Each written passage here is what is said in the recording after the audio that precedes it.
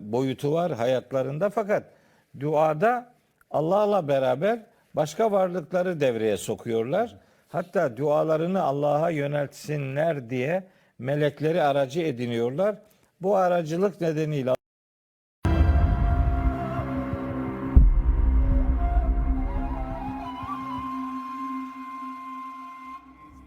TV8 ekranlarından Aklımdaki Sorular Ramazan programımızdan herkese hayırlı Ramazanlar, hayırlı geceler diliyoruz değerli izleyenler. Profesör Doktor Mehmet Okuyan ve Profesör Doktor Caner Taslaman hocalarımızla birlikteyiz. Bu gece ne konuşacağız? Bu gece dua konusunu konuşacağız. Dua nedir? Dua etmenin önemi, dualarımız nasıl kabul olur? Birçok insanın kafasına takılan sorulardan bir tanesi. Dua adabını konuşacağız dolayısıyla Kur'an-ı Kerim ayetlerinden hareketle. Değerli hocalarım hoş geldiniz. hoş bulduk, sağ olun. Mehmet Hocam, hemen başlayalım isterseniz. Dua nedir, ne değildir? Dua etmenin önemi nedir ve nasıl dua edilmelidir? Yani inanan insanların hayatında aslında oldukça önemli bir yer işgal eden bir konu bu Evet, dua. tabii. Dolayısıyla Kur'an-ı Kerim'in de böyle bir önemli bir konuda sessiz kalması zaten düşünülemezdi. Kur'an ayetleri bize dua ile ilgili neler söylüyor, nasıl dua etmeliyiz ve dua örnekleriyle ilgili neler söylenebilir? Tabii Kur'an-ı Kerim'in çeşitli ayetlerinde bazen de detay denebilecek şekilde ele alınan hani böyle berceste konular diyebileceğim konulardan bir tanesi dua. Çünkü dua Hazreti Peygamber'in ifadesiyle ibadetin iliğidir dua. Ve dua çok kıymetli bir duruş. Dua aslında çağırmak demektir. Çağrı demektir. Yani biz davamız, davetimiz, yönelişimiz, ilticamız, sığınağımız neresidir diye sorulduğunda cevabı Rabbimizdir. Rabbimiz içindir. Biz Rabbimize davet ederiz ve onun davetine biz önce icabet ederiz. Onun davetine doğru karşılık veririz. O itibarla Kur'an'ın en belirleyici konu başlıklarından bir tanesi dua. Şimdi Kur'an-ı Kerim'de Furkan Suresi 77. ayette şöyle bir ifade var. Orada diyor ki Yüce Allah, Kul ma ya'ba'u bikum rabbi levla duaukum. Bu ayetin iki tür tercümesi var. Bir tanesi tam da bizim konumuzla alakalı. De ki sizin duanız olmasaydı Rabbim size ne diye değer versin ki? Yani niye sizi ciddiye alsın ki anlamı var. Başka bir tercüme ihtimaline göre ise bu defa Allah müşriklere hitaben bu sözü söylemiş olabilir. Bu durumda da sizin Allah'tan başkasına duanız, yalvarışınız, yakarışınız olmasaydı Rabbim size ne diye ceza versin ki? Fakat siz yalanladınız. Ceza da sizin için ayrılmaz bir durum halini aldı diyor. Birinci yaptığımız tercümeye göre anlaşılıyor ki yaratılışımızın gayesi Allah'a duadır. Dua insana çaresiz olmadığını öğreten bir kurumdur. Dua insanın Allah'a yakarışında gönül huzuru elde edeceği kıymetli bir sığınaktır. Aynı zamanda insana yalnız olmadığını da hatırlatan. Evet, hayatın en kötü alanlarından bir tanesi kişinin kendisini sahipsiz ve yapayalnız hissetmesidir. Dua Rabbimizin bizim yanımızda, bizim içimizde bize şah damarımızdan daha yakın bir duruşu olduğunu bilerek ona sığınma kalemimizdir. O itibarla duayı varlık gayemiz olarak da görüp onun üzerinden fikir ve düşünce üretebiliriz. Tabii konu çok önemli olduğu için mesela müşrikler de dua ediyorlar. Hatta para tapma gerekçesini bizi biraz daha Allah'a yaklaştırsınlar şeklinde belirlerler.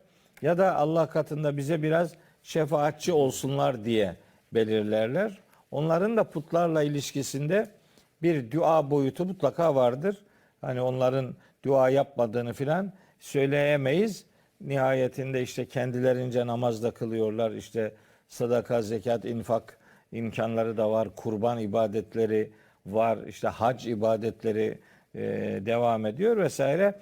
Onlarda da bir dua boyutu var hayatlarında, fakat duada Allah'la beraber başka varlıkları devreye sokuyorlar. Hatta dualarını Allah'a yöneltsinler diye melekleri aracı ediniyorlar. Bu aracılık nedeniyle Allahu Teala bu duruma, bu tavra şirk diyor ve böyle bir yakarışı kabul etmeyeceğini söylüyor. Hocam tabii şu anda biz Kur'an'a göre duayı konuşuyoruz. Yani İslam'da duayı konuşuyoruz ama aslında duanın bir de şöyle bir özelliği yok mu? Yani hemen hangi kültüre, medeniyete gidersek gidelim, hangi topluma gidersek gidelim, farklı formlarda, şekillerde olsa da, yani antropolojik araştırmalar da, arkeolojik araştırmalar da bize insanların mutlaka bir şekilde kendilerinden kutsal saydıkları varlıklara yöneldiklerini, onlara yakardıklarını, çeşitli ritüellerle onlara olan bu yakarışlarını ifade etmeye çalıştıklarını görüyoruz. Bazen bunlar bir çeşitli mabetlerle oluyor. Bazen dediğim gibi çeşitli yazılı kaynaklarla karşımıza çıkıyor. Bu kadar aslında insana dair, insana ait bir şey aynı zamanda. Elbette. Yani insanın olduğu her yerde bir yüce makama sığınma ihtiyacı vardır. Dolayısıyla işte biz yani makul duayı, insanın Allah'la irtibatını sağlamlaştırdığı ya da Allah'la irtibatını kurabileceğinin ona öğretildiği bir kurum olarak duayı tarif etmeye gayret ediyoruz. Konu önemli olduğu için Kur'an'da böyle detay denebilecek hususlar zikrediliyor.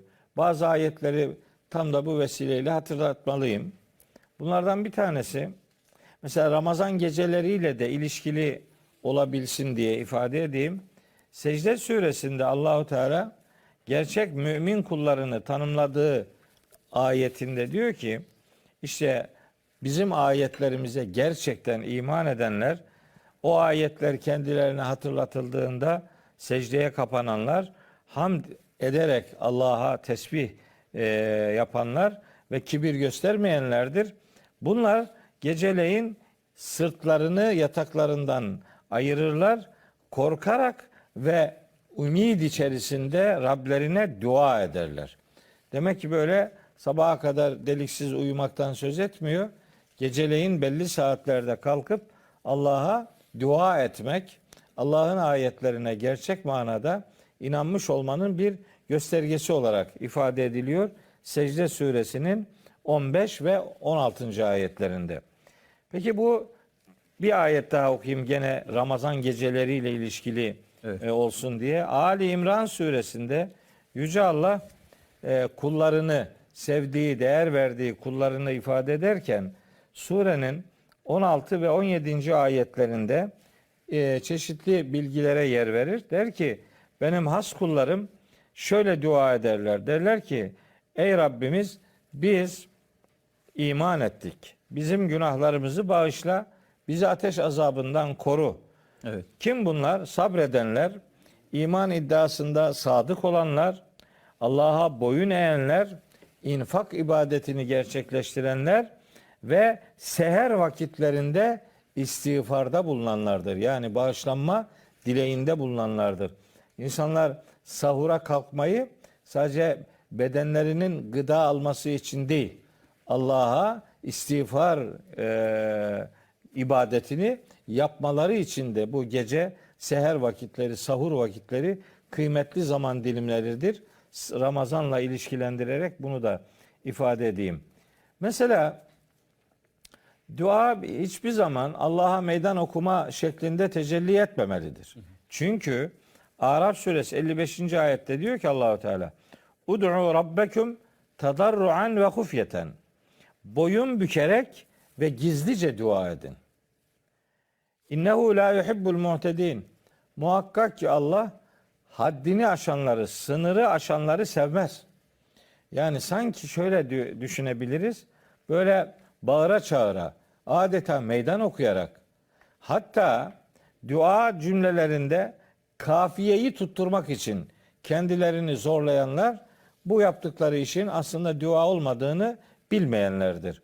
Adam kafiye tutturayım, kafiye tutsun ama dua tutmasa da olur demeye getiriyorlar yani. O kadar şekle önem veriyorlar. Böyle şiirimsi ifadelerle dua yaptıklarını zannediyorlar. Yani duada hocam içtenlik ve samimiyetin mesaj olan ve Tabii. aslında Allah'la kul arasındaki mahrem bir konu değil mi dua? Yani böyle ortalığa saçılıp bağıra çağıra yapılacak ya da işte dediğiniz gibi böyle belli açılışlarda şurada burada böyle bir anlamda şova dönüştürecek bir şey değil en nihayetinde yani. Yani bu ayette onun için söylüyor. Böyle kısık seslerle.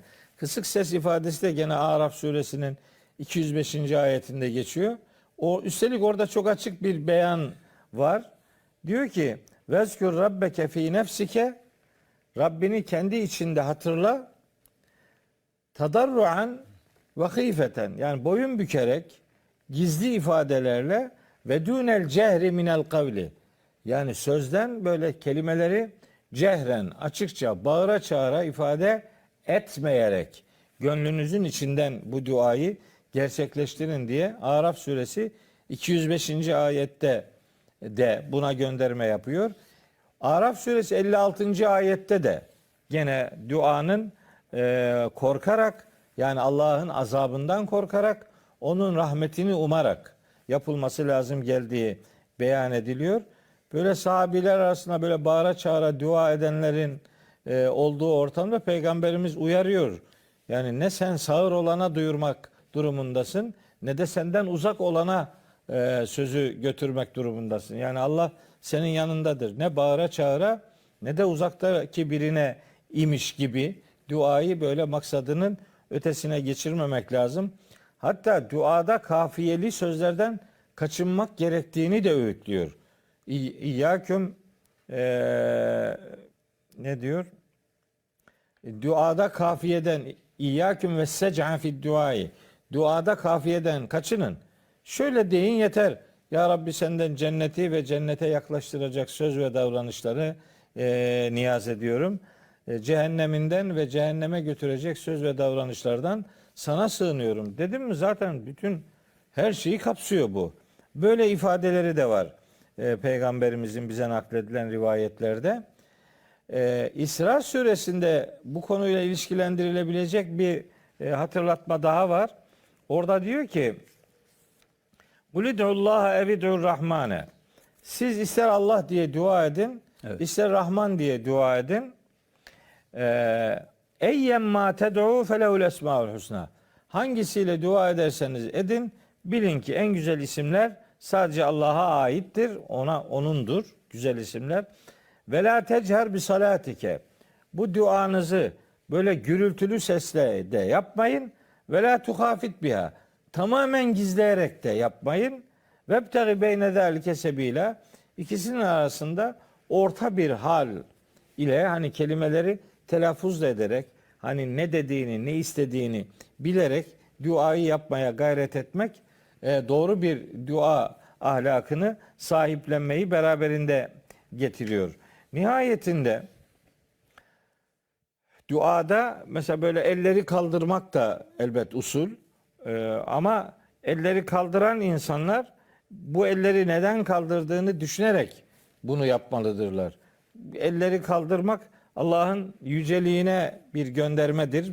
Yani yukarıdan, yücelerden bir talep olduğunu ortaya koymak için eller kaldırılır, ama elleri kaldırmanın asıl amacı bu ellerin fedakarlık yapmış olduğunu göstermektir. Yani sanki şöyle denmek isteniyor: Ya Rabbi, ben bu ellerimle fedakarlık yapılması gereken noktalarda fedakarlığımı yaptım. İşte fedakarlık yaptığım bu ellerimle senden talebim vardır diye duasını ona yönlendirmelidir. Fatiha suresinin 5. ayetindeki ifade de doğrudan bunu destekler. Yani İyyâke na'budu ve İyyâke nestaîn. Ya Rabbi, sadece sana kulluk ederiz. Yani senin için fedakarlıklarımızı şekillendiririz. Ve İyyâke nestaîn, ve yine sadece senden yardım isteriz. Yardım istemek bir fedakarlığın sonunda gerçekleşirse belki ilerleyen dakikalarda sırası gelir. Fatır suresinin 10. ayetini, Şura suresi 26. ayeti, Bakara suresi 186. ayeti ve nihayetinde Mümin suresinin 60. ayetlerini de bir sonraki bölümde Eğer sırası gelirse kardeşlerime hatırlatmak isterim. İnşallah hocam. Caner hocam, programın başında da söylediğimiz gibi gerçekten aslında inanan insanların hayatında çok önemli bir konu, bir ibadet, dua, Rabbine yöneliş, her konu Rabbine yönelişi. Tabii duada mesela çok dediğim gibi mahrem özel şeylerle karşılaşıyoruz. Mesela bir kere dualarımızın muhatabı olan bir Rabbimiz olması zaten başlı başına bence çok büyük bir lütuf. Allah'ın bizi her an işitmesi, Allah'ın bizden her an haberdar olması veya dualarda mesela bir işte sıraya girmek gibi ya da bekleme odasında beklemek gibi bir durum olmaması ya da bir kota sorunu olmaması, yani hani her gün şu kadar dua edebilirsin gibi bir sınır olmaması ya da duaların dediğim gibi mutlaka dikkate alınacak olması, ama dualarımızın dikkate alınmasının Allah'ın dualarımızı bizim dilediğimiz, istediğimiz şekilde yerine getirmesi anlamı olmadığı. Çünkü bizim için neyin hayırlı olup olmadığını sadece Rabbimizin bildiğini. Dolayısıyla bizim de Rabbimizden her defasında bizi kendisine yaklaştıracak, hakkımızda hayırlı olacak hem dünyamız hem ahiretimiz için iyi olacak şeyleri ondan istememiz gibi ciddi anlamda önemli tarafları var ve Mehmet Hocam dikkat çekti. Dua aynı zamanda bir çaba. Şimdi bu açılardan değerlendirdiğimizde duaların herhangi bir zamanı, herhangi bir mekanı ya da belirli şekillerde yapıldığı zaman daha makbul olması gibi bir durum söz konusu mu? Elbette ki yok hocam. Dua her an, her yerde, her zaman yapılabilir. Ve dua İslam'ın Allah'la kulun irtibatında çok önemli bir yere sahip. Çünkü dediğimiz gibi yani bu hayatta bizim hayatımızı anlamlandıran unsur Allah'la bizim kurduğumuz bağ. Dua da bu bağın içinde önemli bir yere sahip. Kur'an'da nasıl dua edileceğinin birçok örnekleri var. Fakat her insanın nevi şahsına münhasır bir durumu olabilir. Mesela diyelim ki bir mide rahatsızlığı geçirmiş olabilir. İşte çocuğu sınava girebilecek olabilir yarın. Ona mahsus da bir dua edebilir. Burada önemli olan unsur aslında sen hocam ona dikkat çektin. Allah'ın bize yakın olduğunu, her söylemimizi duyduğunun farkında olmak. İşte Kur'an'da Allah'ın işte herkesin bildiği gibi bize şah damarından daha yakın olduğu ifade edilir. Allah'ın kalbiyle insanın kendi benliğinin arasına girdiği söylenir. Yani biz kendi duygu düşüncelerimize vakıf olduğumuzdan Allah bize de daha çok vakıf. Yani Allah'ın duymaması diye bir şey olamaz. İki kişi konuşsa üçüncüsünün Allah orada, üçüncü kişi konuşsa dördüncüsünün Allah olduğu söylenir. Yani bizim bulunduğumuz mekanı, iç dünyamızı, içinde olduğumuz şartları hepsiyle en iyi şekilde bilen Allah'a dua ediyoruz. Bu açıdan baktığımızda biz ona kendi derdimiz neyse veyahut da kendi isteğimiz neyse veya şükrümüz neyse onu kendi kelimelerimizle ifade etmemiz yeterli. Böyle sihirli, tılsımlı bir şeylerin peşinde koşmaktan, onları yakalamaya çalışmaktan, falanca şeyi işte şu kadar kere söylersen bu olur gibi şeyleri aramaktan bence gerek yok böyle şeyler yapmaya. Duadaki en önemli unsur aslında sen demin de belirttiğin gibi hocam bu işte samimiyetin olması, samimi şekilde kulun Allah'a yönelmesi. Şimdi tabii Kur'an'da olan dualar var. İlla birisi söylemek istiyorsa onları söylemek çok güzel. Mesela ben her arabaya bindiğimde Kur'an'da işte bineklere bindiğinde Zuhruf suresi 13. ayette hani yücedir bunları bizim emrimize veren, hani biz bunları kendimize yanaştıramazdık. Böyle bir şey Allah nasip etmese sahip olamazdık. Elbette biz Rabbimize çevrilip döneceğiz değil mi? Zuhruf suresi 13. ayette böyle söylenmesine dikkat çekilir bineklere. Ben hani otobüse bindiğimde, arabaya bindiğimde değil, yani asansöre bindiğimde bile bu duayı artık okuyorum. Kur'an'da bu tip örnekler var. Ama illa bir Kur'an'dan dua bulup da bir yerde okumak için de beklemeye gerek yok. Her yer dediğin gibi hocam, her zaman olabilir dua. Yani her yer her zaman olabilir deyince örneklendirmeye gerek yok ama ben yine de örneklendireceğim. Dua çok önemli olduğu zaman zihnimde canlısın. Nedir? Mesela sabah yataktan kalkıyoruz. Evet. Kendimize mahsus edelim. Şükürler olsun Allah'ım sen. Yani dua da sırf bir şey istemek değil. Allah'a yönelik şükrümüzü ifade etmemiz de bir duadır. Yani sabah yataktan kalktık. Şükürler olsun Allah'ım. Sayende bir güne daha başladım. Bana bir gün daha nasip ettin diye güne başlayabiliriz. Yine yatağa girerken Allah'ım bana bir gün daha yaşattın. Hayırlı bir şekilde, güzel bir şekilde uyumamı nasip eyle. Bu benim kendim aklıma gelen dua şekli. Herkes kendine mahsus. da bunlar edebilir. Bu kelimeler edilsin anlamında söylemiyorum. Sadece örnek olsun diye söylüyorum. Onu da belirteyim. Ondan sonra mesela her gün içinde ne yapıyoruz? Her gün yemek yiyoruz. Allah Rezzak, Kur'an'da dediği gibi rızıkları veren. Her yemeğe oturuşumuzda Allah'ı anmamızda bence bir fayda var. Yani Allah sayesinde, Allah'ın bize bu mideyi vermesi, boşaltıp semini vermesi sayesinde yediğimiz gibi Allah'ın sayesinde sebzeleri de, meyveleri de, etleri de kavuşturduk. Allah'ın dünyada onların varlığını mümkün kılmasıyla, bizim onlara ulaşacak gücü bize nasip etmesiyle ulaştık. Yemeğin başında, ortasında, yemek bittikten sonra hangisinde dilersek, mümkünse bana göre hepsinde Allah'ı anmamız, Allah'a dua etmemizde fayda var. Duaya tabii ki ellerimizi açarak dua edebiliriz. Böyle ellerimizi açıp dua ettiğimizde çevremizdekiler dua ettiğimizde o anda anlarlar ama dua etmek için ellerimizi açmayı beklemeye de gerek yok. Yani etrafımızdakiler dua ettiğimizi anlasın istemiyorsak bir otobüse bindiğimizde falan bize garip geliyorsa hiç ellerimizi açmadan da dua edebiliriz.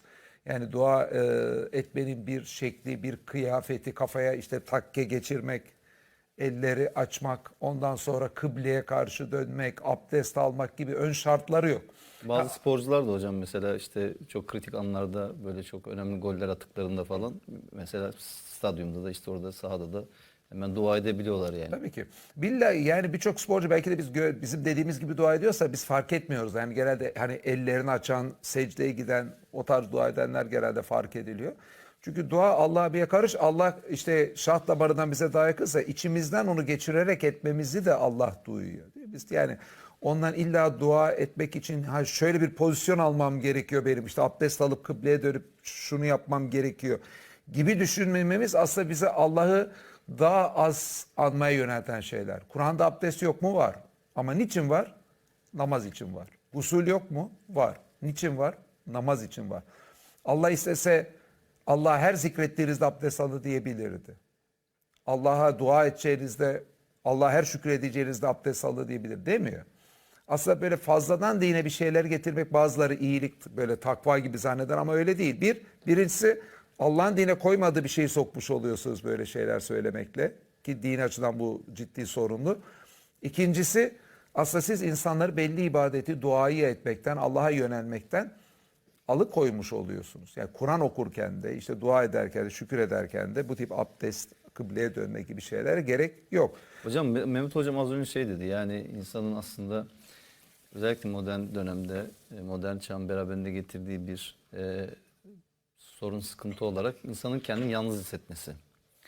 Yani dua hani insanı o yalnızlıktan kurtarıyor. Bir de hemen her yaştan insanın belki yine modern çağda hatta küçük çocukların bile söylediği, şikayet ettiği bir şey var. Kimse beni anlamıyor. Yani birçok insan aslında profesyonel destek alırken de bir psikoloğa veya psikiyatra gittiğinde genelde ilk sistemik şikayeti kimsenin kendisini anlamaması oluyor.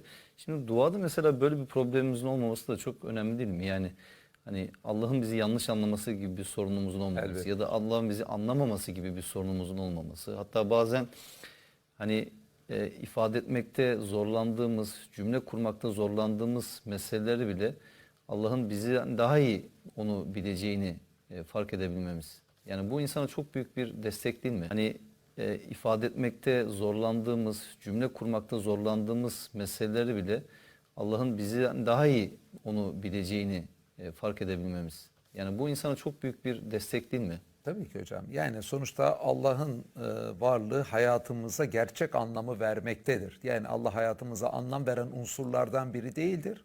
Anlamı veren unsurdur. Yani Allah'ı hayattan kaldırdığımızda aslında yaşamanın da varlığın da hiçbirinin de anlamı kalmaz.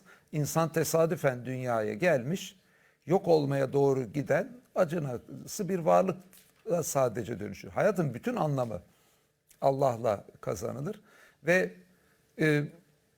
dikkat çektiğin hususları bence gerçekten varoluş açısından hocam çok çok önemli. Yani hep insanı yakınıyoruz işte o beni anlamadı, bu beni anlamadı.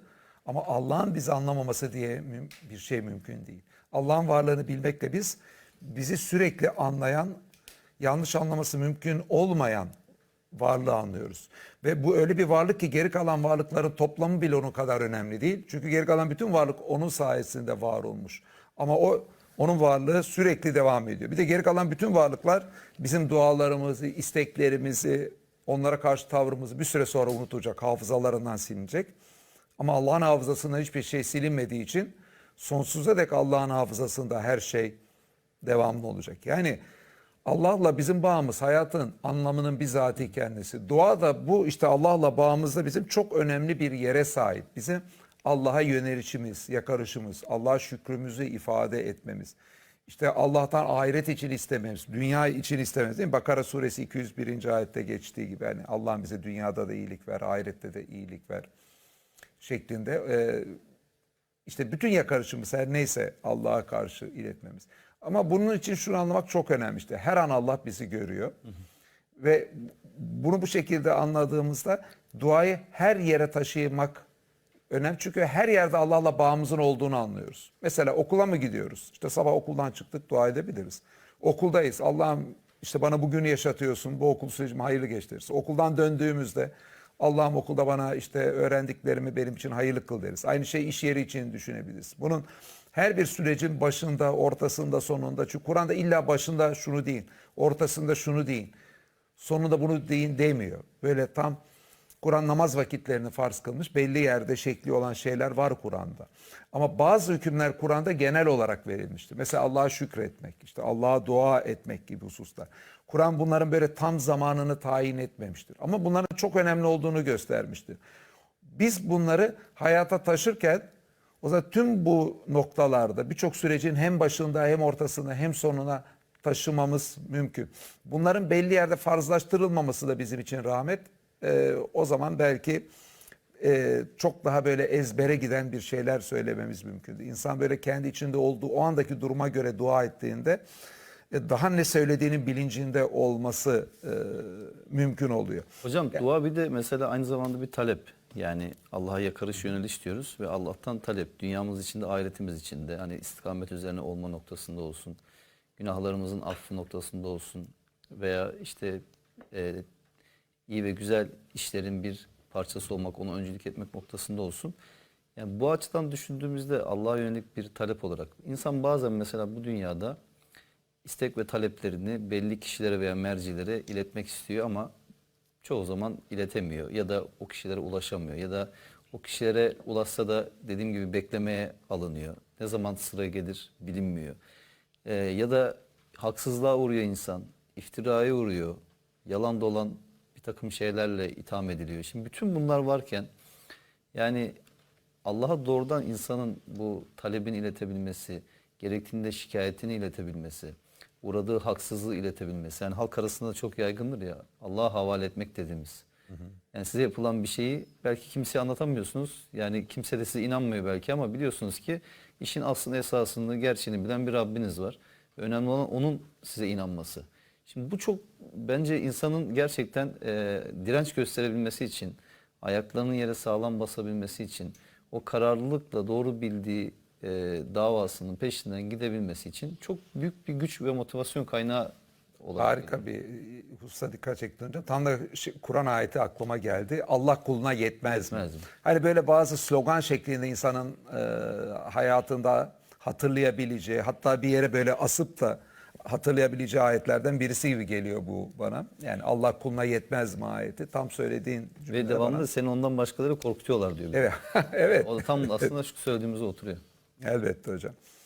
Bir de tabii şeyi de hatırlamak lazım. Dua derken bizim halk arasımızda genelde hani ben bu zorluk, sıkıntı, işte hastalık oldu, işte annemin başına şöyle bir hastalık geldi, çocuğumun işte yarın işte böyle zor bir sınavı var, işte benim işte şöyle bir dizimde problem var, haydi Allah'a dua edeyim gibi bazen düşünülüyor. Bunlar tabii ki her birinde dua edilebilir. Yani dua sıkıntı anlarında, zorluk anlarında başvurulacak bir yöntemdir. Ama sadece sıkıntı, zorluk anlarıyla sınırlı değildir. Yani bizim olabilecek en mutlu anımızda, en neşeli anımızda, kendimizi en sağlıklı hissettiğimiz, işte spor yaptığımız anında, çok güzel bir manzarada, çok güzel bir tatil köyündeyken, sevdiğimiz bir faaliyet yaparken, mesela ata binerken, ederken, İşte o anlar da bir dua anıdır. Yani sadece sıkıntı anlarını dua anı diye düşünmeyin. Çünkü dua, Mehmet Hocam'ın da dikkat çektiği gibi özü Allah'a çağrı. Çağrı zorluk anında yapılabileceği gibi mutluluk anında kendi memnuniyetimizi ifade etmek için, yani bir zikir olarak da yapılabilecek bir unsur. Bu yüzden sadece sıkıntılı anları beklemeyelim. Ve tabii ki her konuda dua edebilir. Demin de dikkat çekmiştim işte Bakara suresinde hem dünya için hem ahiret için isteniyor. Dünyevi bir şey için bir şey istemekte hiçbir sorun yok. Ve özel bir dua beklemeye de gerek yok. Hani bazen sana da o tip sorular Mehmet hocama da gelmişti. Hani işte benim çocuğumun sınavı var. Bununla ilgili ben ne dua edeyim? İşte evlenecek benim oğlum. İşte ben tedirginim, iyi bir evlilik yapıyor mu? Ne diye dua edeyim? İşte onlar da şunu söylüyoruz kardeşim, senin Allah kalbinden geçeni biliyor. Deminki ayetleri hatırlatıyoruz. Evet. Allah'ın kuluna ne kadar yakın olduğunu.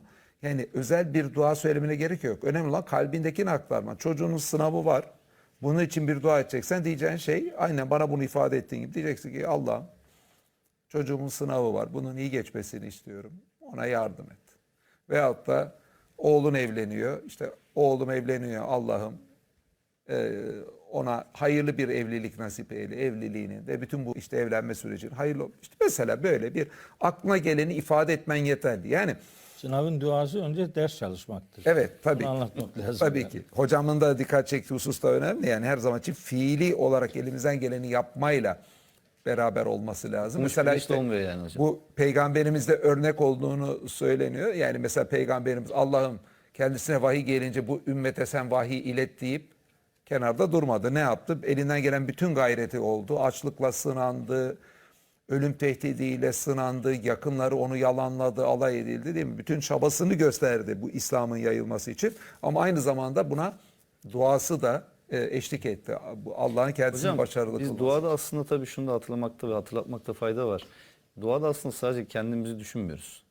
Sevdiklerimize, inanan kardeşlerimize dua ediyoruz. Mesela bu da aslında insanlar arasındaki o güven bağını, sevgi bağını, kardeşlik bağını pekiştiren bir şey değil mi? Yani hani kardeşini, onun hayrını, onun iyiliğini, onun başarısını Allah'tan talep ediyorsun, istiyorsun. Bir hastalığı varsa onun şifa bulmasını istiyorsun. Bir darlığı, zorluğu, sıkıntısı varsa onun ferahlamasını istiyorsun. Yani bu da aslında dua aynı zamanda bizi bir etmiyor mu? Yani Tabii ki. birlik içerisine sokmuyor mu? O kardeşlik duygumuzu pekiştirmiyor mu? Hani Fatiha suresinin örnek verdi ya Mehmet Hocam. Evet, ne Orada yapalım? da ne yabudu diyor. Yani biz yani bir şey var. Böyle benlik ve ego merkezi bir şey yok yani. Hani birlikte yaptığımız bir şey. Yalnız İşte Allah'a kulluk. yaken etmek ve estayim bir de yalnız senden de ondan isteriz diyor yani. yardım dilemek. Hazreti İbrahim'in duasında da öyle. Namazlarda okuduğumuz Rabbena gfirli ve li valideyye ve lil müminine diye bütün müminlerle alakalı bir dua yapıyoruz. Hocam bu da tabii önemli. Millet şunu anlamıyor. Biz başkasının bir günahını Allah'ım bana yükle deyip kefaret olamayız. Allah'ım işte sen şuna şu kadar sevap yolla diye birine sevap yollayamayız. Allah'ın mesela affetmeyeceği bir kullarına biz aracı olup affettiremeyiz. Bunlar ayrı bir şey. Ama başkası için isteyemeyiz anlamına gelmiyor. Kur'an'da işte hocamın demin örneğini verdiği dualarda işte kişi annesi babası için yakınlar için dua edebiliyor. Peygamberi gelip de insanlar bizim için dua et diyorlar. Bu da Kur'an'da anlatılıyor. Yani başkası için dua günahını yüklenmek falan da başkası için dua edip etmemek tamamen farklı nosyonlar. Bunu karıştırmayalım. Başkası için dua olur ve Kur'an'da başkası için duanın da birçok örneği var. Kur'an'da bunlar örnekleriyle gösterilmiş. Bir de şimdi bu başka bir programda da yine burada konuştuk. Aman cimrilik etmeyelim diyeyim başkalarına. Yani sonuçta ancak bu dünyada sarf ettiğimiz mallar karşımıza ahirette çıkacak. Şeytan bizi fakirlikle korkutu değil. Bu programda buna dikkat çektik. Bu sene dikkat çektik. Başka senelerde dikkat çektik. Bazen insanlar bırakın malda duada bile cimrilik ediyor. Yani galiba aklında şöyle düşünüyor. Ya Allah'ın işte yapma kontenjanı var. Şimdi ben falancanın hastalığını Allah geçir diye düşünürsem yani Benim falanca duama sıra gelmez komşumun işte herhalde. hastalık sıkıntılarına yardım et. Ya benim kontenjanımı yitiririm. Bir daha kendim için dua istemem. Yani duada bile cimrilik etme eğilimiz var. Allah'ın hazinesi sınırsız. Allah'tan bizim istememiz, Allah'ın bir şey yapacağının garantisi değil. Kur'an'da görüyoruz. Peygamberin de yeri geliyor duasını Allah kabul etmeyeceğini söylüyordur. Ama dua etmek bizim vazifemiz. Bazen bizim istediğimiz şey bizim için hayırsız olur. Veya bizim imtihan bir sıkıntının kalkmasını isteriz. O bizim için hayırlı değildir. Veya bizim imtihan olmamızın gereği olarak o sıkıntı sürecinden geçmemiz gereklidir. Allah her duaya cevap vereceğini söylerken aslında bunu belirtmiştir ama bir daha vuralım. Her duayı bizim istediğimiz gibi çözeceğini söylemiyor. Bunu biraz şeye benzetiyoruz. Yani diyelim ki bir devlet dairesine siz bir dilekçe veriyorsunuz, ediyorsunuz. Her dilekçeniz görünür devlet dairesinde. Eğer ciddi çalışan bir devlet dairesi görüldü, mührü alır. O bir değerlendirmeye atılır. Bazen dilekçenizin cevabı onun kabul edilmemesidir. Ama o dilekçeyi sizin verdiğiniz orada artık kayda geçmiştir yani. O bir yerde değerlendirilmiştir. Değerlendirmenin cevabı ama sizin duanızın kabul edilmemesi de olabilir. Yani Allah tüm duaları değerlendiriyor. Bu anlamda duaya cevap veriyor. Cevap veriyor demek senin istediğini pat diye yapıyor demek de değil. Tam da aslında onu soracaktım hocam, Mehmet hocama. Burada isterseniz önemli çünkü bu İşte konu. korsan anlatım yapmış gibi. Yok hocam, estağfurullah zaten. Hocam, beraber. yok şaka ediyoruz hocam.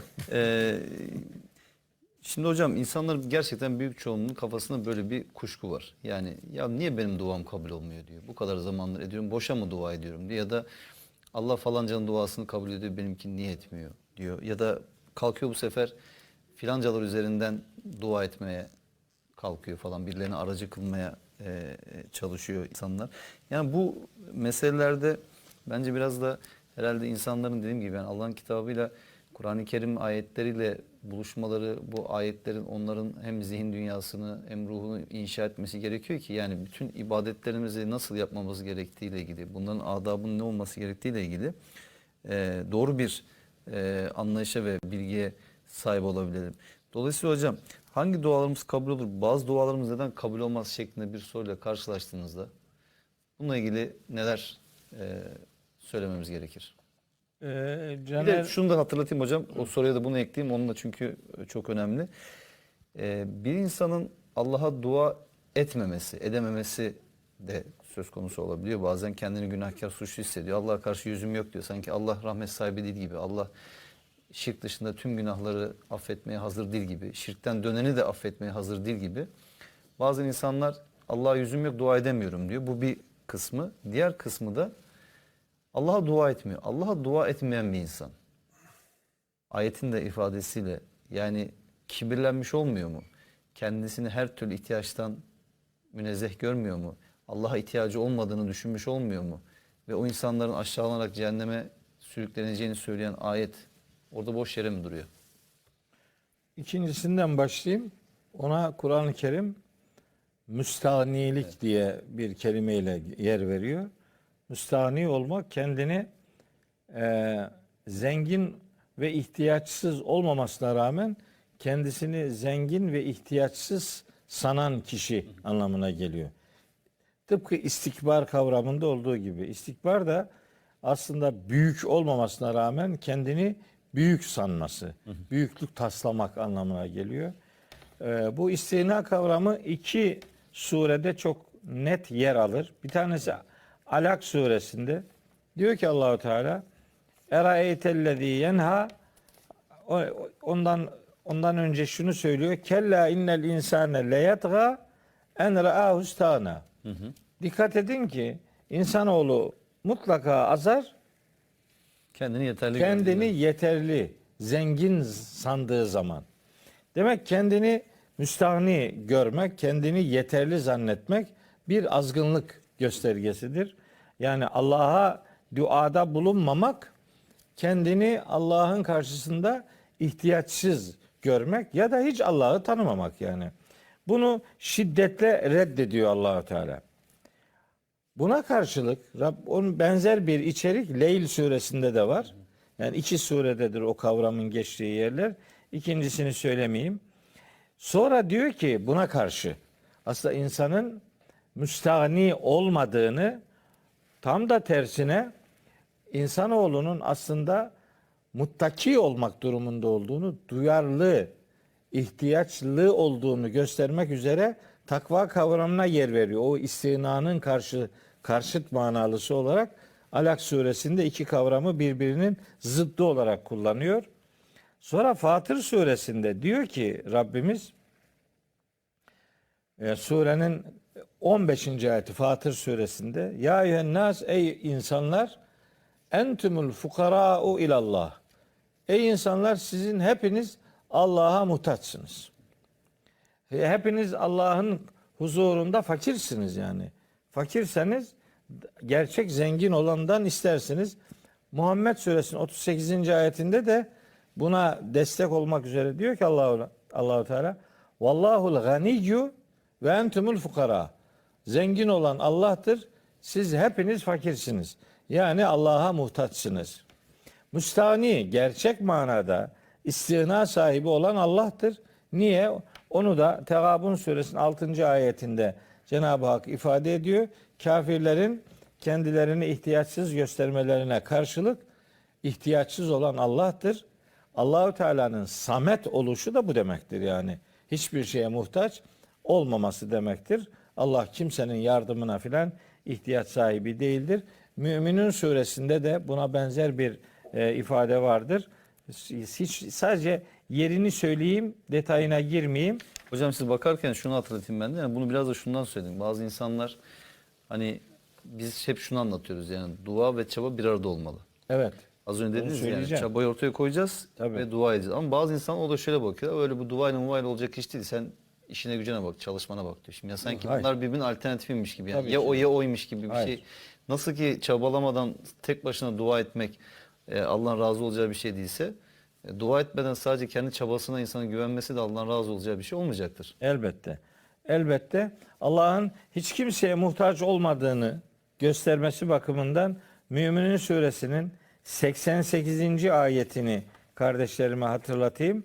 Ayrıca bir de En'am suresinin 14. ayetini, Evet. işte İhlas suresinin 2. ayetini, Fatır suresinin 15. ayetini, Muhammed suresi 38. ayeti ve Tegabun suresinin 6. ayetlerini sorunuzun ikinci boyutuyla ilişkilendirerek kardeşlerime hatırlatmış olayım. Çok yerinde bir tespit yaptın açılışta. Bir defa duada bir kota yok. Yani kimse kimsenin yerine bir şey yaptığı zaman öbürünün sırası zedelenmiyor. Allah kullarına çok yakındır. Üstelik herhangi bir randevu almasına da gerek yok. Bekleme odası diyorum hocam. Bekleme odası yok. Araya birini sokmana gerek yok. Şimdi burada bir idareciye ulaşmak için atlatık takla bırakmıyorsun. Ama Allahu Teala böyle bir kudret değildir elbette. O her zaman kullarına niye geldin demez. Niye gelmedin der yani. Orası bizim ilticagahımız yani sığınağımızdır. Ondan yana herhangi bir ümitsizlik içerisine giremeyiz, girmemeliyiz. Ne kadar günahkar olursa olsun insanoğlu günahına bakıp Rabbimin rahmeti senden çok daha büyüktür deyip Allah'ın rahmetine sığınmak o anlamda duayı daha iyi kavramamızı sağlayacak Hocam, unsurlardan insan bir bazen tanesi. en yakınlarına bile yani ailesinden yakınlarına bile ulaşamadığı anlar oluyor.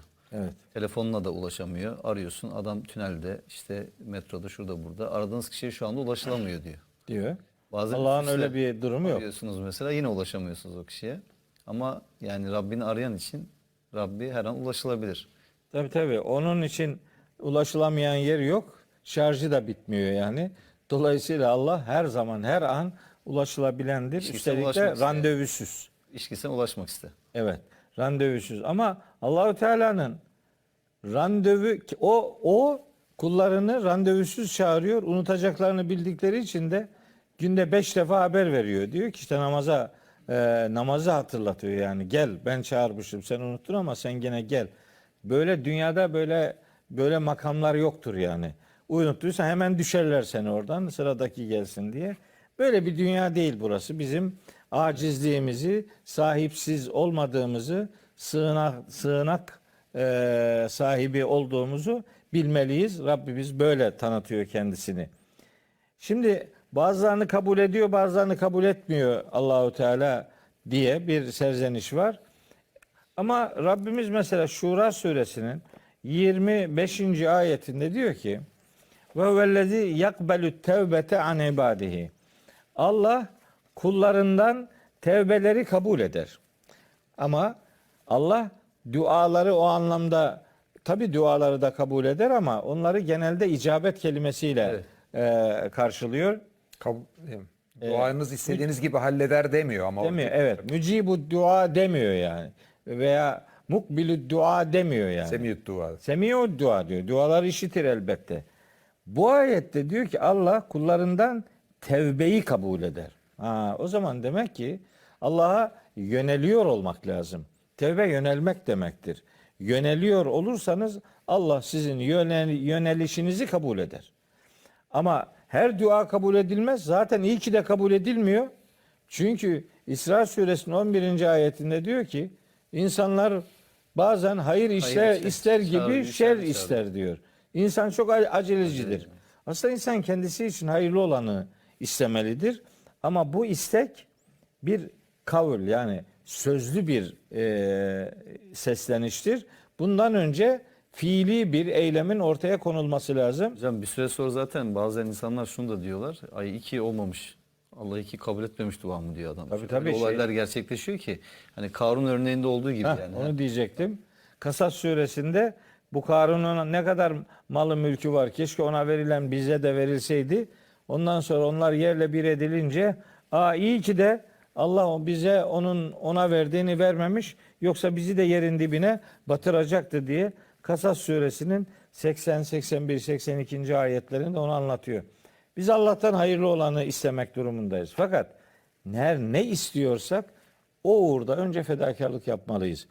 Hem Fatiha'nın 5. ayetindeki mesaj bununla alakalıdır. Hem duada elleri kaldırmak bununla alakalıdır. Yani fedakarlık yapmış olmanın gerekliliğini ellerimizle göstermeye gayret ederiz. Bir de Allahu Teala bütün dualara icabet ettiğini söylüyor, edeceğini söylüyor. Caner'in biraz önce vurguladığı gibi Allah icabet eder. Ama icabet eder demek her duayı kabul eder demek değil. Yani onu kayıt altına alır o icabeti. Çünkü en başta söylemiştim. Dua bir ibadettir. Yani dua Allah'ı hatırlama noktasında çok kıymetli bir duruştur. Onu kimse hiçbir şekilde hafife almamalıdır. Yahut da bu dua ile olacak iş değildir. Hiç dua etmene gerek yoktur. Bu da çok yani çok yanlış bir ifadedir. Siz duaya konu ettiğiniz işle alakalı fedakarlıklar ortaya koyarsınız. O arada Allah'ın yardımını da elbet istersiniz. Allah'a yardım için niyazda bulunmak başlı başına kabul edilmiş bir duadır. Yani duanın konusu her neyse onun hayatınızda gerçekleşmesinden öte dua yapıyor olmak başlı başına bir ibadettir. Dua yapan her zaman kazançtadır. Hocam bir de aslında duamızın kabul olmadığını düşünerek Allah'a sitem etmek aşağı bir anlamda yani Allah'tan da razı olmamak anlamına gelmiyor mu? Ya da Allah'tan daha iyi bildiğini düşünmek anlamına gelmiyor mu? Yani insan yaşadığı anı ve resmin sadece belli bir parçasını görüyor sadece. Gaybtan haberi yok. Yani gelecekle ilgili bilgi sahibi değil. Dolayısıyla Allah belki onu birçok sıkıntıdan, kederden, sorundan, problemden koruyor aslında. Yani bu biraz da Allah'tan razı olmamak ya da ya sen bunu yapmıyorsun ben istiyorum hani deyip de ısrarcı olmak yani ben senden daha iyi bilirim dolayısıyla benim dediğimi yap demek gibi bir şey değil mi yani? Tabii öyle bir hadsizliğe işi götürmemek lazım. Allahu Teala kabul etmiyorsa onda bir hayır vardır nihayetinde. Ama sen bir duanın kabul olabilmesi için yani icabet görmesi için şimdi 2 tane ayet var. İcabete gönderme yapıyor. 2 tane. 2 tane de ayrıca ayet var. Hangi duaların gerçek manada icabet bulacağına açıklama getiriyor. Evet. Şimdi Mümin Suresi 60. ayette diyor ki Rabbimiz ve kâle rabbukum ud'ûni estecib leküm. Yani Rabbiniz buyurdu ki bana dua edin size icabet edeyim. Tamam. İnnellezîne yestekbirûne an ibadeti bu ayet çok kıymetli bir ayet. Ben dua 2'de 1 ibadettir diyorum. Öyle slogan olsun diye söylemiyorum. O ayette diyor ki İnnellezîne yestekbirûne an ibadeti kim bana ibadet etmekten kibir gösterirse Az önce hatırlattım. seyedhulûne cehenneme dâhilin. Böyle aşağılanmış olarak ileride cehenneme girecektir. Demek ki dua etmek ibadet etmektir. Dua etmemek kibir göstermektir. Bundan uzak duracağız bir. İkincisi Bakara suresi 186. ayette diyor ki Yüce Allah ve idâ se'eleke ibâdî annî fe innî karib. Kullarım sana benden sorduklarında ben onlara çok yakınım. Ucibu daveted da'i izâ da'ani. Biri benden bir şey istediği zaman ben isteyenin isteğine karşılık veririm. O halde felyestecibu li. Önce onlar benim duama, benim çağrıma karşılık versinler. Vel yu'minu bi. Hele ki bana bir güvensinler ki leallehum yerşudun. Böylece kurtuluşa ve başarıya erişsinler. Anlaşılıyor ki Allah'ın bizim duamıza icabet etmesi için bizim önce onun çağrısına cevap vermemiz lazım. Ve inanmamız aslında dua ettiğimiz duaya inanmamız. Yani şöyle bir şey olabilir mi hocam? Mesela İnanmak ve güvenmek. Güvenmek. Yani şöyle bir şey olabilir mi? Bir şey için adam dua ediyor. Ama kendi bile yani nasıl olsa olmaz bu gibi ediyor mesela dua. Allah'ın bizim duamıza icabet etmesi için bizim önce onun çağrısına cevap vermemiz lazım. Ve inanmamız aslında dua ettiğimiz duaya inanmamız. Yani şöyle bir şey olabilir mi hocam? Mesela İnanmak ve güvenmek. Güvenmek. Yani şöyle bir şey olabilir mi? Bir şey için adam dua ediyor. Ama kendi bile yani nasıl olsa olmaz bu gibi ediyor mesela duayı yani. O arıza ibadetlerde de var. Yani ne kadar ibadet yaparsam yapayım nasıl olsa kabul olmayacak. Bir insan kabul olmayacağını düşünerek ibadet yapıyorsa öyle ibadet olmaz.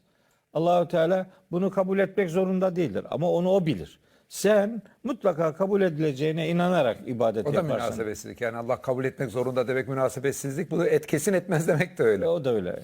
Evet. İşte hocam aslında Allah'a yol O bildirmek. mesela dediğim gibi hani program başında söyledim ya bazı insanları gerçekten dua ve ibadetten uzaklaştıran bir şey yani. Şimdi kendisini çok günahkar olarak görüyor ya da işte ne yapsam da artık bundan sonra Allah beni affetmez diye düşünüyor. Evet. Allah'a karşı yüzüm yok diyor. Yani Allah'tan hani ümit bu, kesme. ya şimdi bu şöyle bir şey değil. Hani şunu hatırlatmakta fayda var. Yani insanlar arasındaki ilişkilerde işte belli konularla ilgili söz verirsiniz. O sözünüzü tutamazsınız, mahcup olursunuz. Hani ya bir daha o adamdan bir şey istemeye yüzüm yok demek gibi bir şey değil yani. Bu bizim Rabbimiz yani sahibimiz. Ve bize her an hatalarımızla birlikte affetmeye hazır olan. Yeter ki biz o hataları telafi etmek üzere iyi şeyler yapıp pişmanlık duyalım ve onları tekrar etmemek üzere bir irade ortaya koyalım. Tabii birine mesela randevu alıp gittiğinde bir gün zaten belli bir süre bir daha randevu alamazsın da bir daha gitsen yanına daha yeni gelmiştin niye geldin derler. Ama Allahu Teala bir daha gel diye bir daha çağırıyor. Günde 5 defa çağırıyor. Ayıp değil mi yani? Allah'ın bu çağrısına riayetsizlik yani. Bir kısmını da bazı insanlar şunu anlamıyor. Sanki namaz kulun Allah'a bir kıya. Aslında Allah bize kendisiyle irtibat kurma şansı vererek Tabii. bize kıyak yapmış. Yani çok kıymetli bir ibadettir namaz o anlamda günde 5 vakit. Yani Allah'ın minnet altına sokabileceğimiz bir şey değil yani. Değil Hani bak tabii. namaz kılıyorum hani haberin olsun. Bu iyiliğimi Diyeceğimiz unutma bir şey yani. değil yani. Ya Allah bize şöyle düşünün yani bir dünyada yaşasaydık biz Allah'la irtibatın değerini anlamak için bu irtibat olmasaydı ne olurdu anlamak lazım. Buraya geliyoruz. Allah'ı bilmesek buraya nasıl geldik sorusunu bilemiyoruz. Yani buradaki varlığımızın kendisini hiçbir şekilde anlamlandırmamız mümkün değil. İleriye bakıyoruz. Kısa bir süre sonra öleceğiz. Çok sevdiğimiz çocuklarımız, annemiz, babamız sonsuza dek bunlara bir daha kavuşamayacağız. Bunu görmek demek. Veyahut Emre Hocam'ın dediği gibi en başta dikkat çektiği gibi bizden iyi bilen hiç kimsenin bizi takdir ettiği gibi de takdir edebilecek bir varlığından haberimiz yok. Yani tüm insanlar bize haksızlık yapsa da haksızlık yapmayacak. Biz neysek tam olarak doğru bilen bir varlığı bilmiyoruz. Yani Allah'ı biz bilmeseydik neler eksildiğini bir düşünürsek bence Allah'ı bilmekle neleri kazandığımızı, Allah'ın varlığı sayesinde bu dünyanın nasıl anlamlı, güzel bir dünya olduğu, hayatın yaşanmaya değer bir hayat olduğunu anlarsak, işte o bize apayrı bence bir dua bilinci, namaz bilinci, oruç bilinci de oluşturacaktır. Kesinlikle. İnşallah bu programların birinde namazı da konuşuruz inşallah. Yani şimdi namaz bu son zamanlarda bir Bağlamamızın sıkıntı. müfredat yok hocam yani nasıl istersek konuşuruz. Şu anda Yani çok kıymetli buluyorum yani namaz üzerinde daha hassasiyetle durmayı. Bu dualara icabetle ilgili 2 tane daha ayet hatırlatayım da onları zihnimde not aldım. Onları söyleyeyim. Sonra sözümü bitireyim. Bu Şura suresi diye bir sure var. Biraz önce 25. ayetini okumuştum. Evet. Şimdi onun bir de 26. ayeti var. Orada diyor ki 25. ayetten sonra hani Allah kullarından tevbeyi kabul eder. Onların kötülüklerinin bir kısmını geçer diye ifade ediyor. Ve ne yapıyorsanız kim ne yapıyorsa Allah onları bilir. Ve bu Allah icabet eder. Kime? Bakın hem Bakara 186'yı hem Mümin suresinin 60. ayetini bu şimdi okuyacağım ayetle anlamak gerekir. Çünkü o ayette icabet kelimesi var. Şura 26'da. Ve bu Allah icabet eder. Kime? Ellezine amenü. 1. Allah'a inanıp güvenenlere ve amilus salihati ve salih amel işleyenlere icabet eder. Senin doğru dürüst imanın yok ya da imanın varsa da güvenin yok. Ve o uğurda bir salih amelin, bir iyi bir iş, bir fedakarlık, bir eylem, bir uygulama yapmamışsın. Sonra Allah ben buna niye bunu niye kabul etmiyor diyorsun. Kardeşim sen bir defa yapılması gerekeni yapmadın yani. İmanın arzu edilen düzeyde değil. Salih amel dediğimiz fedakarlıkları da zaten yapmamışsın. O uğurda fiili dua dediğimiz fedakarlık kısmını yapmayınca iş sözlü olan kısmında slogana kalıyor. Bu sloganlar da böyle atmosferde buharlaşıp gidiyor. Fatır suresi 10. ayette de diyor ki men kâne yuridul izzete felillahil izzetü cemia. Yani kim bir izzet, şeref arıyorsa bilsin ki izzet bütünüyle ve sadece Allah'ın katındadır. İleyhi yasadül kelimut tayyibu. En temiz, en güzel kelimeler sadece Allah'a yükselirler. Ama vel amelu salihu yerfa'uhu. Onları Allah'a yükseltecek olan şey salih amellerdir.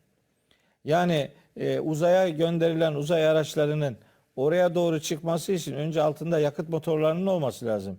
Yani yakıt tankları yoksa, yakıt sistemi yoksa, onu yukarı doğru götürecek bir mekanizma yoksa o bir şey yok. O üstteki kapsül hemen pat diye düşer.